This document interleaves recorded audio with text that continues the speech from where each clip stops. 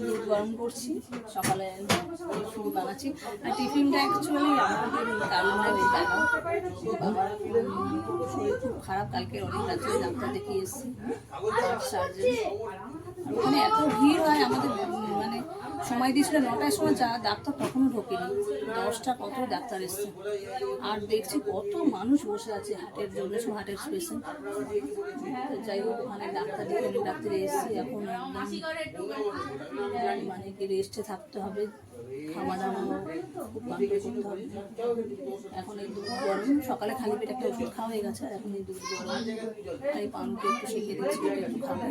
খাওয়া তো সেরকম নাকি খুব বেশি খেতে পাচ্ছে না, হঠাৎ কি থেকে কী হয়ে গেল, তাই না? যাই হোক, টিফিন রেডি হয়ে গেছে, আবার রেডি করছে, নিয়ে যাবেন দিদি, আবার ওষুধ আছে তো চলুন।